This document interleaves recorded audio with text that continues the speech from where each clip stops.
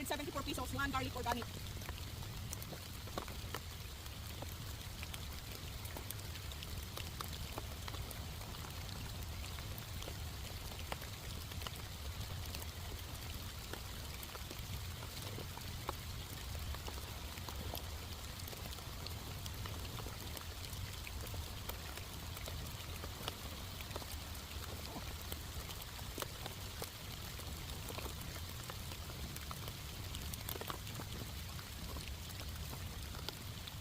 Oh, may natira pa. So, ibig sabihin, nagdadagdag pa ako ng butas. I'm gonna make another hole. This is gonna have more. So, it's marami pang butas.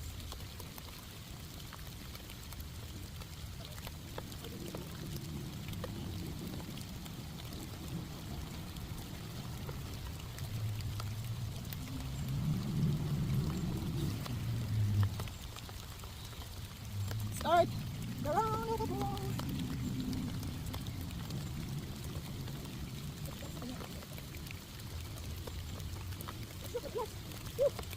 Madudulas ang ulan niya.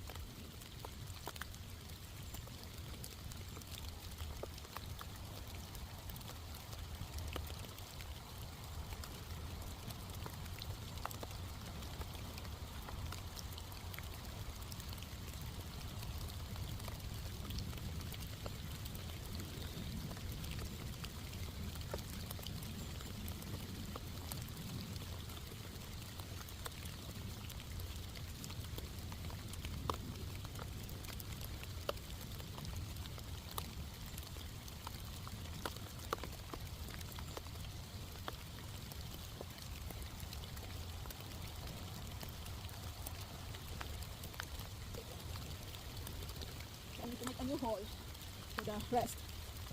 So yeah, it's a lot of work. And add some more hole. Matigas ay pala. Matigas, matigas. Ito muna ako.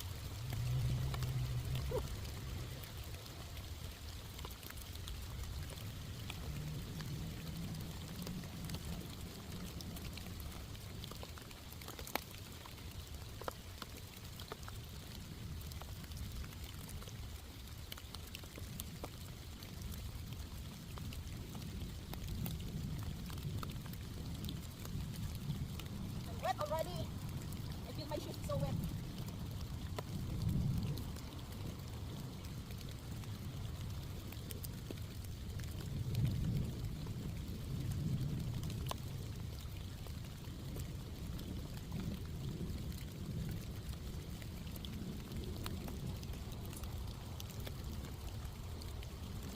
May mga sobrang-sobra.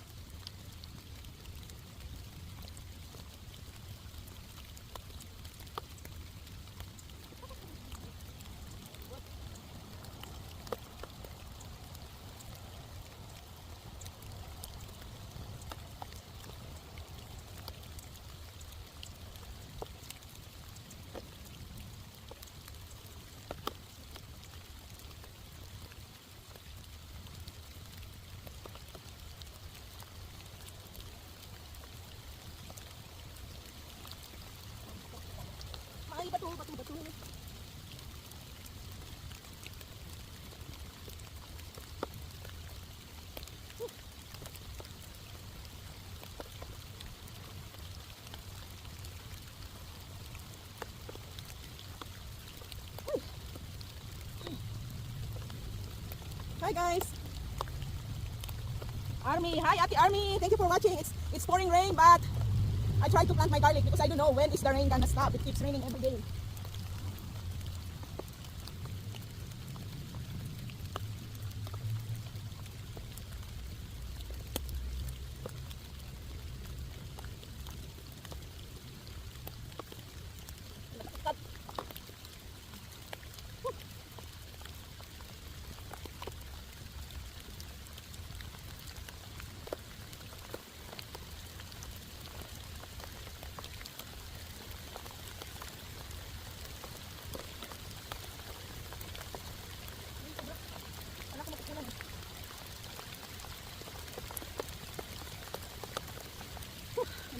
I have to make another hole because I still have more garlic to plant.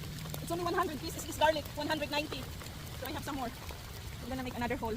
Guys, I have to stop my live streaming kasi masana yung aking phone. So, bye-bye muna guys sa live streaming. Oh. Ganda ng aking kamay. Panglagay sa face mask. I finished put everything, put into the soil so that now is the the leaves that I sweep in the whole way. So it's gonna be here. My boxes are broken already.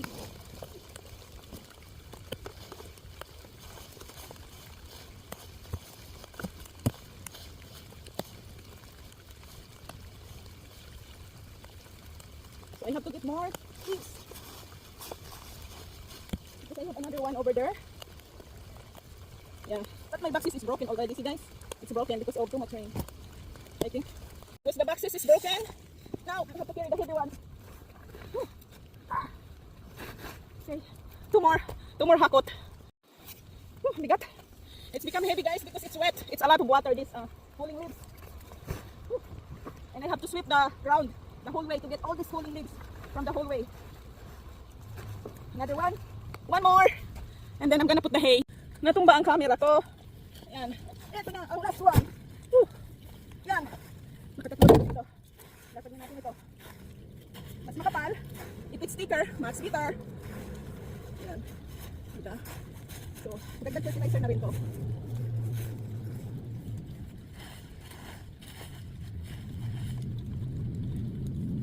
Ay!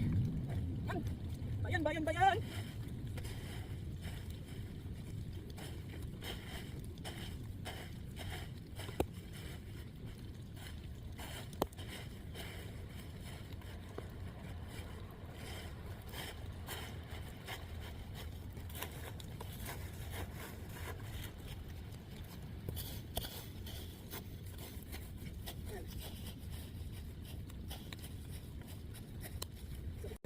Para makakahinga naman yung plant sa ilalim. And on the springtime, we have to remove the cover, the hay.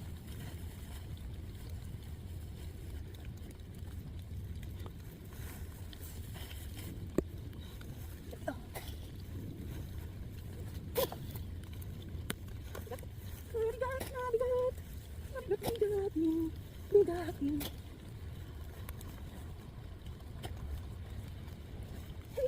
Straw time. Kakaulan no? Nabubulok na yung hay. O yung straw.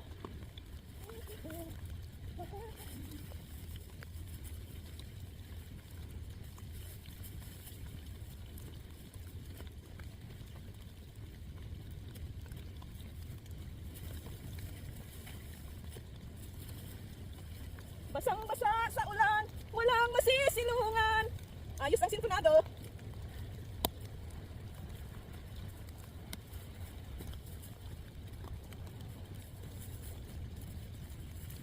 May luha pa kaya mailuluha.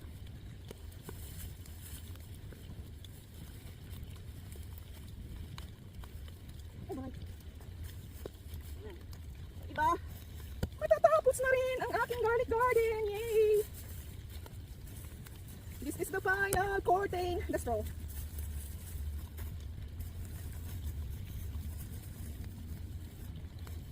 At syempre, magtitira ako ng straw kasi I have 2 pots of garlic plant here. So I'm gonna put that on the 2 pots.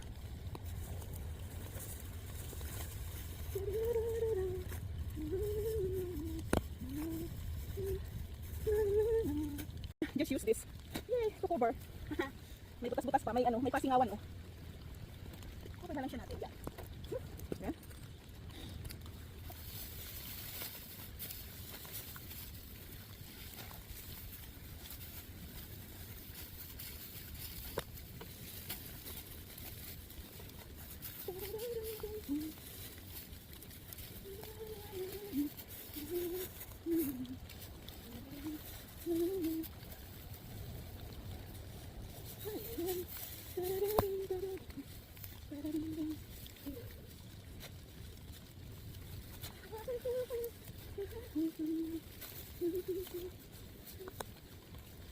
Galing no? The last stage of planting garlic, para kang naglalaro. Kasi maglalagay ka ng straw or hay. Or sa Tagalog, dayami.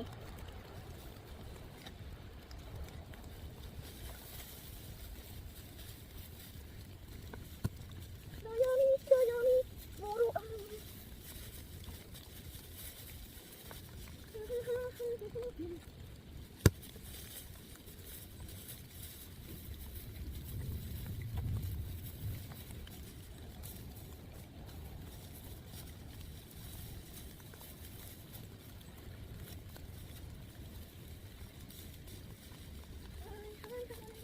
Ako'y basang-basa sa ulan, walang masisilong, pagkat ako'y naglilinang. Di ba ganda ng kanta ko? Basang-basa sa ulan, walang masisilungan, pagkat ako'y naglilinang.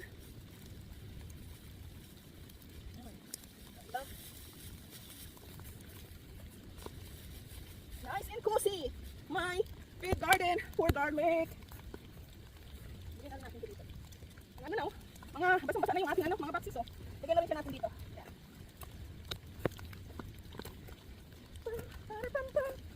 Ito na yan. So I'm gonna continue the 2 pots garlic garden. Here you go guys. So this one, I put already the, the organic fertilizer. That's why there's a different color in there. So now, just putting the soil. So totally nilubog ko talaga siya dito sa lupa. Ito yung lupa na binungkal ko guys diyan sa sa aking ginawang bed garden. Ayan. Dami siya. So each pots I put 5 pieces because malaki naman big naman yung aking pot. So 5 pieces of garlic cloves. Ayan. Dagdagan pa natin ng soil. Nice na yan. And then lagyan natin siya nito. Yan. Yan. Para may protection siya sa snow. Yan oh, di ba? And then, after that, ito naman, oh. Oh, di ba? Yan.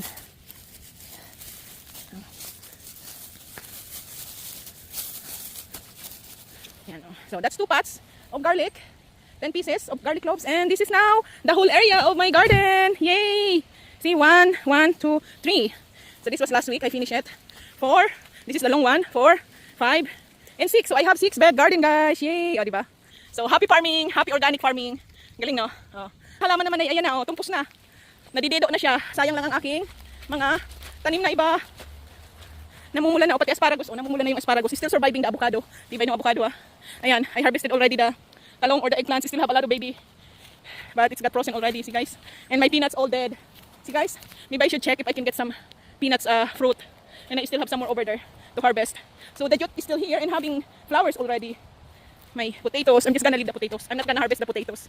I'm gonna do that when I come back next year. See, those are all the peanuts, guys. It's dried up already. And I still have some more peanuts to harvest and some squash, baby. See, guys, those need to harvest and the peanuts still there. And some arugula. It's keep raining. That's why I'm lazy to harvest. And it's still the cherry tomatoes because I didn't harvest everything. It was raining. So I leave some and it's keep falling to the ground. Look at that. The tomatoes is on the ground already. So, too bad.